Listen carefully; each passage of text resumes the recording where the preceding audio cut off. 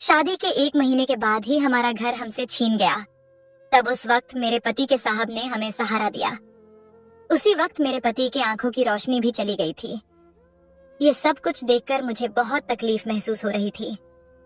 मैं अपने पति के प्यार से वंचित रहने लगी थी। तभी मालिक की नजर मेरे नौजक बदन पर पड़ गई। उस दिन के बाद से वह अपनी ख्वाहिश पूरा करने के लिए मौके की तलाश में रहने लगे। एक दिन मैं बाथरूम से नहा कर आई थी, तभी साहब अचानक से मेरे कमरे में आ गए। उस वक्त मैं सिर्फ एक तौलिए में थी। फिर वह कहने लगे, कविता, अब तो तुम्हारा पति अंधा हो गया है, अब उससे तुम्हें वो खुशी नहीं मिल पाती होगी। इतना कहते कहते वह मेरे एकदम करीब आ गए। तब डर से मैं घबरा गई, जिससे मेरी हाथ से तौलिया छूट गया और नीचे गिर गया। अब मैं कपड़ों से बिल्कुल आजाद थी। ये देखकर साहब अपने आप पर काबू न कर सके और फिर उसी हालत में वो मुझे लगातार 3 बार मेरी चीखें। मैं देखने में बहुत सुंदर थी, लेकिन मेरे पति के लिए मेरी खूबसूरती का कोई मोल नहीं था। मेरी खूबसूरती मेरे पति के सामने बेकार थी, क्योंकि मेरा पति अंधा था। शादी के कुछ दिन बाद ही मेरे पति की आंखों की रोशनी धीरे धीरे खराब होने लगी और शादी के 1 महीने के बाद ही उनकी आंखों की रोशनी पूरी तरह से चली गई। अब वह कुछ भी देख नहीं सकते थे। शादी के बाद मेरा बदन और भी ज्यादा चमकने लगा था। मैं पहले से ज्यादा खूबसूरत लगने लगी थी, मगर मेरी खूबसूरती का तारीफ करने वाला कोई नहीं था। अब मैं एक अंधे आदमी की सेवा कर रही थी। हमारे ससुराल में केवल मैं और मेरे पति रहते थे। एक बार हमारे घर पर एक आदमी आया था। इससे पहले मैंने उस आदमी को पहले कभी नहीं देखा था। मैं आदमी से पूछने लगी कि वह कौन है। फिर उसने मुझे बताया कि मैं राजेश का साहब महेंद्र हूँ। महेंद्र का नाम सुनते ही अंदर से राजेश की आवाज आई।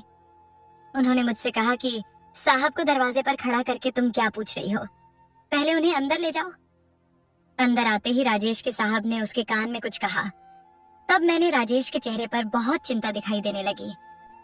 उसका उतरा हुआ चेहरा देखकर मैंने उसके साहब से पूछा कि क्या हुआ। तब उसके साहब ने कहा, भाभी जी, आपको जल्द ही यह घर छोड़ना पड़ सकता है, क्योंकि इस घर की एग्रीमेंट खत्म हो चुकी है। इसलिए जल्द ही इस घर को बैंक वाले अपने कब्जे में ले लेगा। साहब की बातें सुनकर मैं चौंक गई। उस वक्त मुझे ऐसा महसूस होने लगा था जैसे एक के बाद एक संकट हमारा इंतजार कर रहा था। अभी कुछ दिन पहले मेरे पति की आंखों की रोशनी चली गई। उसके बाद हमें अपना कल बहुत ही कष्ट से गुजरता हुआ नजर आ रहा था। उस वक्त राजेश की आंखों से आंसू आने लगे थे। उसने कहा, अब मैं अपनी पत्नी को कहां ले जाऊं? राजेश की आंखों में आंसू देखकर उसके साहब ने उससे कहा, राजेश, तुम चिंता मत करो। अगर तुम्हें कोई आपत्ति ना हो तो तुम अपनी पत्नी के साथ मेरे घर पर रह सकते हो, क्योंकि मैं तुम्हारे साहब से पहले तुम्हारा दोस्त हूँ। इसलिए मैं तुम्हें दोस्ती के खातिर ये कह रहा हूँ। और हाँ, तुम इसका एहसान बिल्कुल भी मत समझना। साथ ही साथ मैं तुमसे कोई भी पैसा नहीं लूंगा। उस समय राजेश के साहब हमारे लिए भगवान के समान थे। राजेश तुरंत अपने साहब की बात से सहमत हो गए। फिर बोले, साहब, मैं आपके घर रहने को तैयार हूँ। उस दिन हम बहुत ही बेबस थे। कुछ समझ में नहीं आ रहा था कि हमारे साथ ये सब क्या हो रहा था। अपने पति के साथ किसी गैर मर्द के साथ रहना कुछ अच्छा नहीं लग रहा था, मगर मजबूरी के आगे कर भी क्या सकते थे। फिर मैंने कुछ कपड़ों को अपने बैग में रखा और राजेश मुझे अपने साहब के घर लेकर चले गए। साहब का घर बहुत बड़ा था। उस घर को देखकर मेरी आंखें चमक रही थीं। उनके घर में भी कोई परिवार नहीं था। जैसे ही मैं उनकी किचन में खाना बनाने गई, तभी साहब ने मुझे रोक लिया और वह कहने लगे कि घर में नौकरानी काम करती है, इसलिए आपको कोई काम करने की जरूरत नहीं है। तुम बस यहाँ रहो और अपने पति का ख्याल रखो। साहब के कहने पर मैंने अपना सर हिला दिया। फिर उन्होंने अपनी नौकरानी से कहा कि हमें हमारा कमरा दिखा दे। नौकरानी ने मुझे सारा कमरा दिखा दिया और मैं अपने पति के साथ उस घर में रहने लगी। अगले कुछ दिन ऐसे ही बीत गए, लेकिन राजेश घर पर रहकर थक गए थे। उन्होंने कहा कि अब मैं घर पर बैठे बैठे बोर हो गया हूँ। तब राजेश को उसके साहब ने ऑफिस आने का सुझाव दिया। उन्होंने कहा कि अगर राजेश ऑफिस जाता तो उसे पूरे महीने का वेतन मिलता। फिर राजेश अगले ही दिन से अपने साहब के साथ ऑफिस जाने लगे। एक बार दोपहर को मैं अपने कमरे के बाथरूम में नहाने गई थी। नहाने के बाद मैं बाथरूम से सीधे अपने कमरे में आ गई थी। उस वक्त मैं सिर्फ एक गाउन अपने चारों ओर लपेट रखी थी, क्योंकि मुझे अलमारी या बाथरूम में कहीं भी तौलिया नहीं मिला। उस वक्त घर में सिर्फ मैं और एक नौकरानी ही थी। नौकरानी का नाम सुनैना था। तो मैंने बस अपने शरीर को गाउन से लपेट लिया और उससे पूछा कि उसने तौलिया कहाँ रखा है। फिर मैंने अपने कमरे का दरवाजा खोला तो सामने साहब को देख मैं शर्मा गई। तभी शर्माते हुए मैं अपने कमरे में आ गई और उनसे दूर हो गई।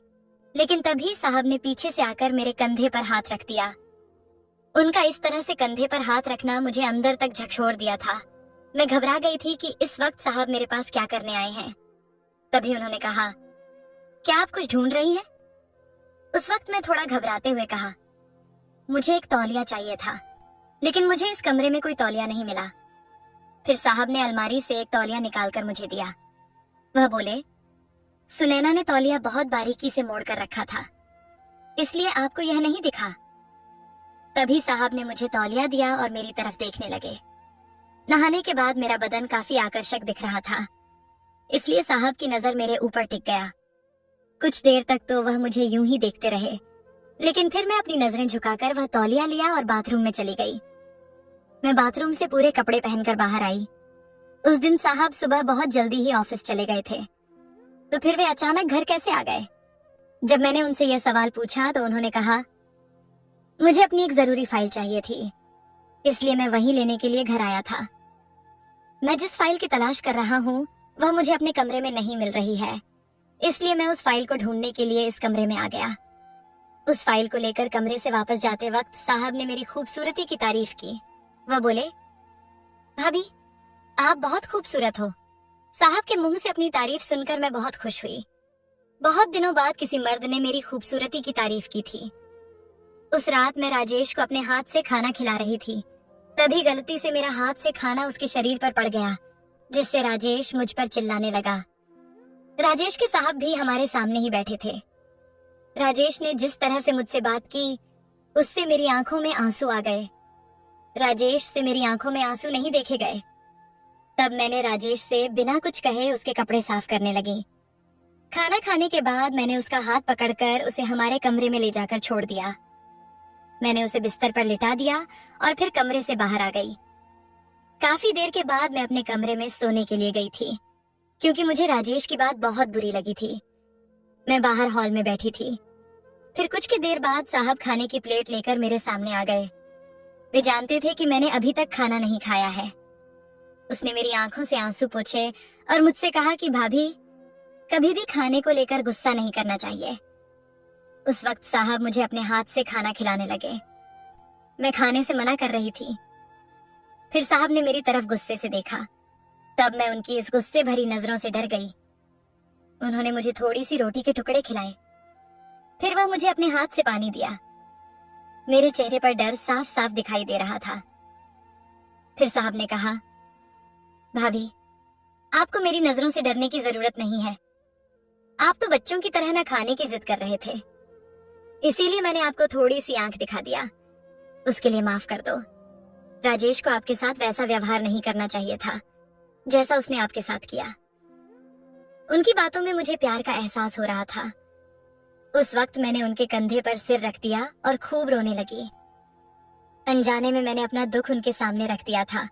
जब से राजेश की आंखों की रोशनी चली गई थी, तब से मेरे जीवन से मेरे पति की खुशियां गायब हो गई हैं। मुझे वह खुशी नहीं मिल पा रही थी जो मुझे अपने पति से चाहिए थी। मैं यूं ही हर दिन अपने अरमानों का गला घोंटकर जीती आ रही हूँ। उस रात मैंने साहब के सामने भावुक होकर ये सारी बातें कह दी थी। मेरी बात सुनने के बाद साहब ने मुझसे कहा कि भाभी, मैं इस वक्त आपकी मन की पीड़ा को समझ सकता हूँ। अगर आपको कभी मेरी जरूरत महसूस हो तो आप मुझसे खुलकर बता सकती हो, लेकिन हाँ, आज के बाद आप मुझे साहब मत कहना, क्योंकि मैं राजेश का दोस्त हूँ। इस नाते में आपका भी दोस्त हुआ, इसलिए आप मुझे मेरे नाम से भी बुला सकती हो। अगर हम एक दूसरे से एक दोस्त बनकर बात करें तो निश्चित रूप से मैं आपका दर्द और करीब से जान सकता हूँ। मैं अवश्य ही तुम्हें उस दुख से बाहर निकालने में मदद करूंगा। मेरे पति के साहब महेंद्र की बात सुनकर मेरे दिल को बहुत सुकून मिली। महेंद्र से बात करते समय अचानक मुझे अपने कमरे से राजेश के चिल्लाने की आवाज सुनाई दी। तभी मैं उसकी आवाज सुनकर अपने कमरे में दौड़ कर गई। जब मैं कमरे में दाखिल हुई तो मैंने देखा कि राजेश गहरी नींद में सो रहा था। फिर मैं भी उसके पास जाकर लेट गई। रात को नींद में भी मेरी आंखों के सामने मेरे पति के साहब का ही चेहरा दिखने लगा था। मुझे नहीं पता था कि मुझे साहब की याद क्यों आ रही थी। मैं काफी देर तक उसी के बारे में सोचती रही। फिर ना जाने वो रात का कौन सा पहर था जब मेरी आंख लग गई। जब आंख खुली तो सुबह हो चुकी थी। कुछ दिन बाद मेरी बहन रेणु मुझसे मिलने आई। जहां साहब और मेरे बीच नजदीकियां बढ़ रही थी, वहीं मेरी बहन भी आ गई थी। वैसे भी अब मैं जिस घर में रह रही थी वह मेरे पति के साहब का था, लेकिन मैं रेणु को इसके बारे में कुछ भी नहीं बता सकती थी। राजेश ने मुझसे कहा था कि तुम अपनी बहन रेणु से कह दो कि यह घर हमारा है। उसके कहे मुताबिक मैंने रेणु से कहा कि यह घर हमारा अपना है। रेणु मेरी दौलत देखकर बहुत खुश हुई। उसने अगले ही दिन फोन करके मेरे माता पिता को भी बुला लिया और उनके सामने मेरे पति की तारीफ करने लगी थी। जब से रेणु इस घर में आई थी, तब से वह महेंद्र के पीछे ही नजर आती थी। उस रात महेंद्र और राजेश ऑफिस से घर नहीं लौटे थे। तब रेणु मुझसे महेंद्र के बारे में पूछने लगी। वह कहने लगी, मुझे नहीं लगता कि जीजू के दोस्त की अभी शादी हुई होगी। मैं आज रात महेंद्र को प्रपोज करने जा रही हूँ। वह जरूर हमारे जीजू जैसा ही अमीर होगा। रेणु की नजर साहब के पैसों पर पड़ चुकी थी। उसे नहीं पता था कि जिस घर में हम लोग रह रहे हैं वह घर महेंद्र का ही है।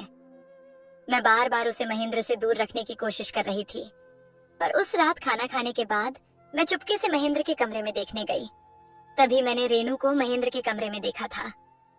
उस वक्त मैंने रेणु के हाथ में एक नया सूट देखा था। महेंद्र ने एक ही दिन में उसके लिए नए कपड़े खरीद लाए थे। मैं उन दोनों को एक साथ देखकर जल रही थी। फिर मैं अचानक महेंद्र के कमरे में चली गई।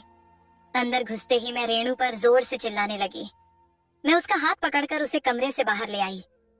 रेणु अब कमरे से बाहर आ गई थी, लेकिन वह महेंद्र की दी हुई वह सूट लेकर बाहर चली आई। मैंने महेंद्र की ओर बहुत गुस्से से देखा और उसके कमरे से बाहर चली आई। एक दिन मेरे पति और उसके बॉस महेंद्र की छुट्टी थी, तो उस दिन दोनों घर पर ही थे। तब मैंने सोच लिया था कि आज महेंद्र पूरे समय घर पर ही रहेंगे। तो मुझे यह पता था कि रेणु पूरा दिन उसका पीछा करेगी, इसलिए मैंने उसे अपने में शामिल करने की कोशिश की। उस दिन मैंने उसे बहाना किया कि आज मेरी तबीयत ठीक नहीं है। दोपहर तक कमरे में बैठाए रखा। वह कभी मेरा सिर दबाती तो कभी उससे मैं हाथ पैर दबाने को कहती। एक शाम राजेश ने मुझे बताया कि उसने एक प्रसिद्ध आंख का डॉक्टर से मिलने का समय लिया है। वह स्पेशलिस्ट डॉक्टर दूसरे शहर के अस्पताल में बैठता था, इसलिए इलाज के लिए राजेश को कुछ दिनों के लिए दूसरे शहर जाना पड़ा। मैंने सोचा कि मुझे उनके साथ जाना चाहिए, लेकिन राजेश ने कहा, कविता, मुझे तुम्हारी आवाज से पता चल रहा है कि तुम्हारी तबीयत बहुत खराब है। साहब को ऑफिस का काम भी रहेगा। अब जब रेणु घर आ गई है तो मैं उसे कुछ दिनों के लिए अपने साथ ले जाता हूँ। रेणु मेरे पति राजेश के साथ अस्पताल जाने के लिए तैयार हो गई। मेरे माता पिता आज तक हमारे घर की किसी भी लड़की को काफी समय तक रिश्तेदारों के पास नहीं छोड़ते थे। रेणु मुझसे भी बढ़कर थी। वह कहीं पर भी ज्यादा दिनों तक नहीं टिक पाती थी, इसीलिए मुझे पता था कि वह एक दिन भी नहीं टिकेगी, और यह बात रेणु को भी पता थी। तब रेणु बोली, मैं जीजू के साथ अस्पताल जाने के लिए तैयार हूँ, लेकिन वहां से मैं फिर यहाँ ना कर अपने घर चली जाऊंगी। मैं भी यही चाहती थी कि रेणु जल्द से जल्द यहाँ से चली जाए, क्योंकि एक चाहत थी जो उसके आने के बाद से वह महेंद्र को अपने आगे पीछे घुमा रही थी। अब रेणु के जाने से मैं बहुत खुश थी, क्योंकि मेरे पति राजेश और रेणु एक ही दिन शहर के लिए निकल गए थे। राजेश और रेणु महेंद्र की ही गाड़ी से दूसरे शहर के लिए निकले थे। उनके साथ एक ड्राइवर भी था। अब तो दिन रात मैं और महेंद्र घर पर अकेले ही रहते थे। मेरे लिए यही मौका था कि मैं अपनी ख्वाहिश को पूरा कर सकती थी। मैं महेंद्र के प्यार पाने के लिए तड़प रही थी। मैं हमेशा से यही मौका ढूंढ रही थी कि कब उसके साथ मुझे जी भर के वक्त गुजारने को मिलेगा। उस दिन जब रात हुई तो मैं महेंद्र से बिना बात किए मैं अपने कमरे में चली गई। शायद उसे समझ आ गया था कि मैं उससे नाराज हूँ। उसी रात को महेंद्र हाथ में एक डिब्बा लेकर मेरे कमरे में आया। फिर आते ही उसने मुझे वह डिब्बा दिया। उस डिब्बा में एक सूट था। वह वही वाला सूट था जो उस दिन महेंद्र ने इसे मेरी छोटी बहन को दिया था। मैं फिर गुस्से में महेंद्र से कहा, महेंद्र जी, आप कुछ दिन पहले यह सूट मेरी छोटी बहन को दिए थे, अब आप वही सूट मुझे क्यों दे रहे हैं? मेरी इस बात पर महेंद्र ने कहा, कविता, यह सूट मैं तुम्हारे लिए ही लाया था। जब उस दिन मैं इस सूट को अपनी अलमारी में रख ही रहा था कि तभी रेणु मेरे कमरे में आ गई। वह यह सोचकर वहीं बैठ गई कि मैं यह सूट उसके लिए लाया हूँ। मैंने रेणु से ठीक से कुछ शब्द भी नहीं बोले, लेकिन रेणु मेरे पीछे ही पड़ गई। तभी महेंद्र मेरे पास आए और अपना हाथ मेरे कंधे पर रख दिया। वह बड़े आत्मविश्वास से मुझसे बात करने लगे। उन्होंने कहा, कविता, मुझ पर विश्वास करो, मैं यह सूट सिर्फ तुम्हारे लिए लाया था। मैंने आज तक किसी लड़की के लिए कुछ नहीं खरीदा, लेकिन मैं यह सूट तुम्हारे लिए खरीदा था। उस वक्त मुझे महेंद्र की बातों में सच्चाई झलक रही थी, तो फिर मैंने उसका उपहार स्वीकार कर लिया। वह मुझसे ड्रेस पहनने को कहने लगा, जो महेंद्र ने मुझे दी थी। मैंने उसकी जिद के आगे झुक गई। फिर मैं उसके सामने वह ड्रेस पहनकर आ गई। यह ड्रेस ऊंचाई में बहुत छोटी थी। ऐसा ड्रेस बहुत पहले पहना था और फिर उतने दिनों के बाद आज पहना था। अभी जो ड्रेस मैंने पहनी थी वह मुझ पर बहुत अच्छा लग रहा था। मैं उस ड्रेस में किसी हीरोइन जैसी लग रही थी। उस ड्रेस में महेंद्र मुझे देखता ही रह गया। फिर वह मेरे पास आया और अपने हाथ से मेरे हाथ पकड़कर सहलाने लगा। उन्होंने कहा कि मैंने आज तक ऐसी पवित्र सुंदरता कहीं नहीं देखी है। तभी मैंने कहा कि ऐसी पवित्र सुंदरता का क्या फायदा अगर इसे देखने और सराहनीय करने वाला कोई ना हो। मेरी बात पर जितेंद्र ने कहा, कविता, मैं हूं ना तुम्हारा दुख दूर करने के लिए। मैं तुम्हें वो खुशी दे सकता हूं जो तुम्हें काफी दिनों से नहीं मिला है। लेकिन तब जब तुम्हारी मंजूरी होगी, मैं भी यही चाहती थी कि मुझे महेंद्र से वो खुशी मिले। इसलिए मैंने चुपचाप हाँ में सर हिला दिया। उसके बाद फिर महेंद्र मुझे अपने बाहों में भर लिया और एक लंबा चुंबन मेरे होठों पर करने लगा। उसकी इस हरकत से मैं भी मदहोश होती चली गई। और फिर उस रात के बाद मैं अगली सुबह जब उठी तो मैं महेंद्र के कमरे में उसके बिस्तर पर बिना कपड़ों के पड़ी थी। जैसे ही मेरी नींद खुली तो मैंने अपनी आंखों के सामने महेंद्र को मुस्कुराते देखा। वह वहीं बैठा मेरे सिर पर हाथ फिरा रहा था। मुझे मालूम हो गया था कि रात को मेरे साथ क्या हुआ था। जब मैंने अपने ऊपर एक नजर डाली तो मैं शर्म से पानी पानी हो गई। मैं फौरन से उठकर अपने कपड़े पहनने लगी। तभी उन्होंने कहा, कविता, रात को अचानक तुम्हें क्या हो गया था? मैं बहुत डर गया था। महेंद्र की मेरे प्रति चिंता देखकर मैंने उसे गले लगा लिया। उस दोपहर को मुझे मेरी माता पिता का फोन आया। तब मेरे माता पिता ने मुझसे जो कहा उसे सुनकर मुझे बहुत बड़ा सदमा लगा था। जैसे ही मैंने अपनी माँ का फोन रखा तो मैं रोने लगी। उस वक्त महेंद्र भी मेरे पास में ही थे। उसने मुझसे पूछा कि तुम क्यों रो रही हो? तब मैंने उनसे कहा कि हम समझ रहे थे कि मेरी छोटी बहन रेणु अपने जीजू के साथ अस्पताल गई है, लेकिन दरअसल वह वहां से अपने बॉयफ्रेंड के साथ भाग गई है और उसने खुद माता पिता को घर पर फोन करके यह बात बताई है। मुझे लगा कि मेरी बहन मुझसे मिलने आई थी, लेकिन वह अपने प्रेमी के साथ भागने के लिए यहाँ आई थी। उस वक्त महेंद्र ने मेरा बहुत ख्याल रखा था। उसने कहा, कविता, तुम उसकी बिल्कुल भी चिंता मत करो। उसने अपने बारे में सोचा और अपने प्रेमी के साथ भाग गई। आपकी जिंदगी का दर्द उससे कहीं ज्यादा बड़ा है। आपके पति आपके साथ होते हुए भी आपको अपने पति का सुख नहीं मिल पा रहा है। क्या यह दुख उस दुख से कम है? महेंद्र मुझे राजेश से बेहतर समझते थे। उम्र में भी वह मेरे पति से थोड़ा बड़े थे, लेकिन बहुत ही रोमांटिक किस्म के आदमी थे, क्योंकि कल रात मुझे उनके रोमांस करने का अनुभव हो गया था। हम दोनों जानते थे कि हम एक दूसरे से क्या चाहते हैं। उस दोपहर मैंने फिर वही छोटी ड्रेस पहनी। मैं तैयार होकर महेंद्र के कमरे में गई। महेंद्र मेरे पास आकर बिल्कुल भूल गया कि आज फिर उनके साथ भरपूर मजा लेना है। आज फिर से हमारे बीच की सारी बंदिशें हमेशा के लिए खत्म होने वाली थीं। उस समय महेंद्र मुझसे बहुत प्यार करने लगे थे। धीरे धीरे मैं भी उनके आगोश में समा गई। जितेंद्र और मैं एक दूसरे से मजे ले रहे थे। तभी अचानक हमारे कमरे का दरवाजा खुला। मैं सामने देखा तो राजेश मेरे सामने था, लेकिन मुझे उससे डरने की कोई जरूरत नहीं थी, क्योंकि उसे कुछ दिखाई नहीं देता था। राजेश को देखकर महेंद्र थोड़ा चौंक गया। मैंने उसे आगाह किया कि तुम्हें बिल्कुल भी डरने की जरूरत नहीं है, क्योंकि मेरे पति राजेश अंधा है। तभी राजेश मुझे बताने लगा कि रेणु किसी के साथ भाग गई है।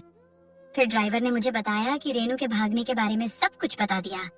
मैंने भी राजेश को दिखाया कि रेणु को भाग जाने से मुझे बहुत दुख हुआ है और मैं उसके पास चली गई। कुछ देर बाद मैं राजेश और महेंद्र के लिए जूस बनाकर ले आई। उस वक्त मेरे पति और उनके साहब एक ही कमरे में थे। जब मैं उस कमरे में जूस लेकर जा रही थी तो अचानक मैंने उन दोनों को कुछ बातें करते हुए सुना। मैं उनकी बात सुनकर अचानक उस कमरे में दाखिल हुई। अंदर आते ही मैंने राजेश से कहा, मैंने तुम दोनों को बातें करते हुए सुन लिया है। राजेश उस पर हंसते हुए कहने लगा, अच्छा, तो फिर तुम सब कुछ जान चुकी हो। लेकिन कोई बात नहीं, यहाँ तुम्हें बचाने वाला कोई नहीं है। जब राजेश बात कर रहा था तो महेंद्र मेरी तरफ चला आया। राजेश और महेंद्र मिलकर मेरे साथ जो भी करने वाला था, ये तो मुझे पहले ही समझ आ गया था, क्योंकि महेंद्र मुझसे प्यार करने लगा था। उसने मुझे राजेश के बारे में सारी सच्चाई बता दिया था। मेरे पति राजेश अंधा नहीं था, वह जानबूझकर मेरे प्रति अंधा होने का नाटक करता रहता था। दरअसल राजेश लड़कियों को बेचने का काम करता था और अब उसने मेरी बहन का सौदा किया था। वह एक सौदा और कर चुका था। आज वह मुझे भी बेचने वाला था, लेकिन समय के साथ मुझे महेंद्र ने मेरी पति की सच्चाई के बारे में बता दिया था। राजेश के साथ महेंद्र भी मिला हुआ था, लेकिन बीच में उसे मुझसे सच्चा प्यार हो गया। ये एक गलती है जो उसने की थी। उसने मुझे पूरी सच्चाई बताई, इसलिए मैंने पहले ही वहां पर पुलिस को बुला लिया था। उसी दिन दोनों को गिरफ्तार कर लिया गया। पुलिस ने मेरी बहन को वहां से सुरक्षित बचा लिया जहां राजेश ने उसे बेचा था। उसके जैसी कई लड़कियों को पुलिस ने बचाया।